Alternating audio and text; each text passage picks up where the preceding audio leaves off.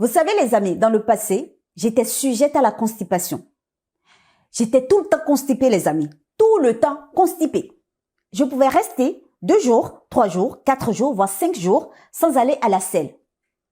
Et quand il s'agissait d'aller à la selle, ben la galère, la douleur de ça, c'était pénible. Je vous assure les amis, c'était pénible.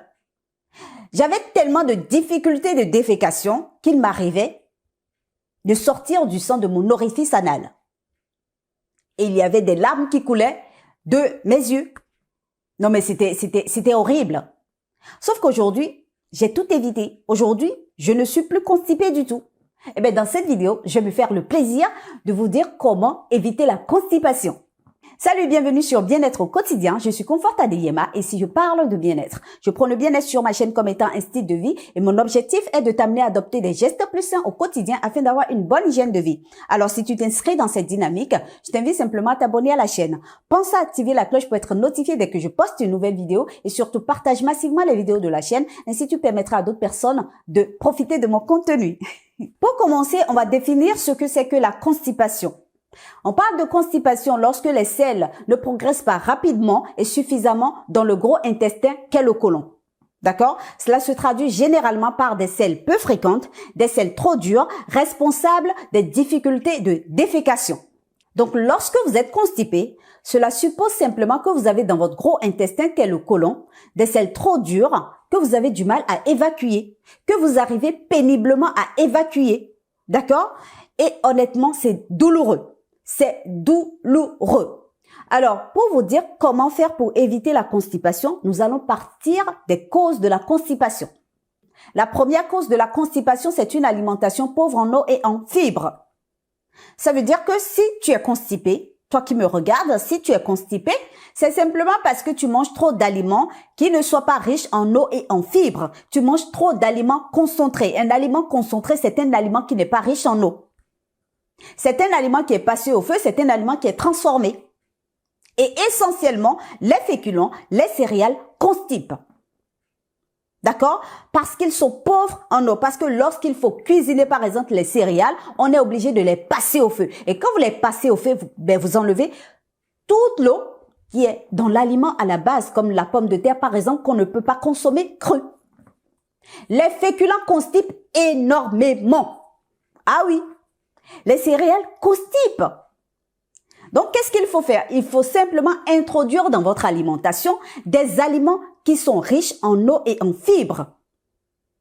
Et que sont ces aliments? Ce sont les fruits, les légumes et les graines germées. Parce que ce sont des aliments qui sont gorgés d'eau et ce sont des aliments qui contiennent énormément de fibres. Quel est le rôle de l'eau? Quel est le rôle des fibres? Le rôle de l'eau et des fibres, c'est de venir liquéfier les aliments. C'est de venir vous aider à rendre les aliments liquides et par conséquent, c'est de venir vous aider à digérer facilement. Le rôle des fibres, lorsque vous les mangez, les légumes crus par exemple, la salade, etc., le rôle des fibres contenues dans ces aliments, les graines germées, le rôle des fibres contenues dans les graines germées également, c'est de venir vous aider à rendre les aliments liquides, c'est de venir vous aider à faciliter la digestion. Donc, lorsque vous mangez, par exemple, des aliments tels que les féculents, tels que la viande, qui sont des aliments concentrés, des aliments transformés, des aliments qui ne contiennent pas d'eau, il faut les associer systématiquement avec des légumes ou des graines germées. D'accord? Et derrière, les légumes vont vous aider, pendant la digestion, à liquéfier ces féculents-là, cette viande que vous avez mangée, la protéine animale. Est-ce que vous comprenez les amis? Il faut impérativement que vous introduisiez des légumes dans votre alimentation. Il y a des gens qui ne mangent pas des légumes. Je ne comprends pas qu'il y ait des gens sur cette planète qui ne mangent pas du tout de légumes. Et quand je parle de manger de légumes, c'est manger des légumes crus. C'est manger des légumes crus. Les légumes crus, les fibres, vous aide à bien digérer, les amis. Les fibres, je voulais dire, des légumes crus, vous aident à bien digérer. La salade, la carotte, concombre, etc. Même si vous devez passer l'aliment au feu, il faut que ce soit une cuisson à la vapeur douce, une cuisson al dente, une cuisson pas trop forte. Il faut que lorsque vous finissez de cuire le légume, qu'il reste croquant, qu'on sente qu'il y a encore de l'eau à l'intérieur. C'est mieux que de cuire complètement le légume à forte température, mais vous n'en tirez aucun bénéfice. Donc, associez des aliments riches en eau et en fibres dans votre alimentation. Mangez également des fruits. Les fruits vous aident à digérer et ne mangez pas des fruits à la fin du repas. Ce n'est pas ce que je demande. Mangez essentiellement des fruits le matin, au petit déjeuner et en dehors des repas. Lorsque vous combinez bien un repas, vous pouvez vous autoriser à manger un fruit après 2h30 ou 3 heures après le repas. Les fruits contiennent suffisamment d'eau et contiennent suffisamment de fibres, comme les légumes. Donc, lorsque vous mangez des fruits, les fruits vous aident à bien digérer.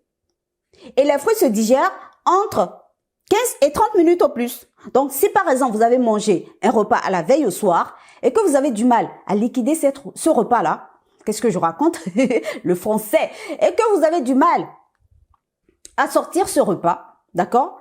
Mangez dans un estomac vide le matin suffisamment de fruits. Et si possible, prenez des jus, d'accord, de légumes.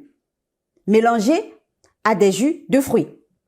Vous allez aller à la selle, les amis. Vous allez aller à la selle. Les fruits, les légumes et les graines germées constituent les meilleurs aliments de l'homme. Constituent les meilleurs aliments pour l'homme. J'en ai parlé dans une vidéo que je vous mets là.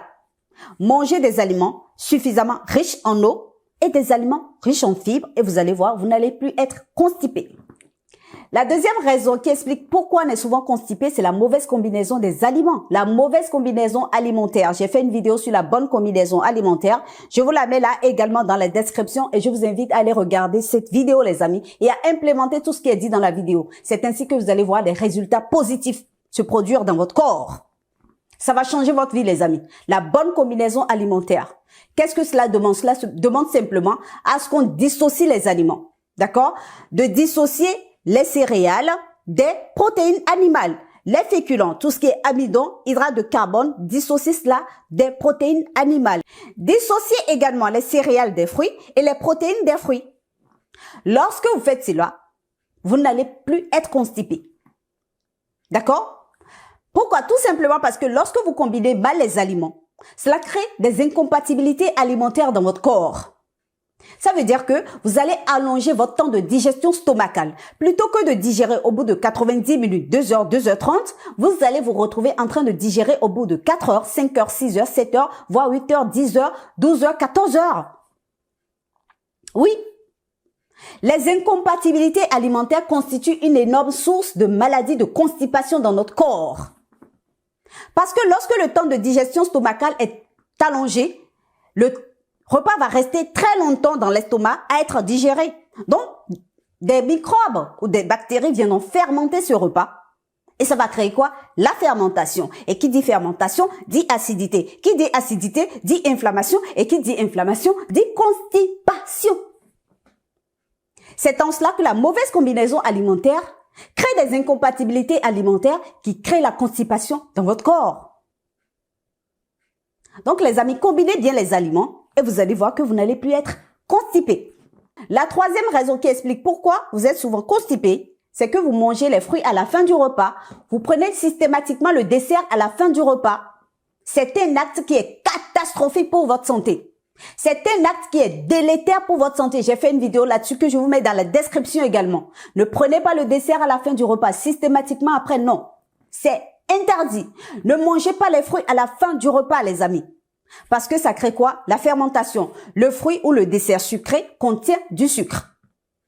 Et quand vous déposez ça sur un repas que vous venez de manger, eh bien, cela fermente le repas, pardon. Cela fermente le repas. Cela crée de la fermentation, de l'acidité, de l'inflammation et par conséquent la constipation. Évitez de faire cela et vous allez voir, cela va faire une différence énorme.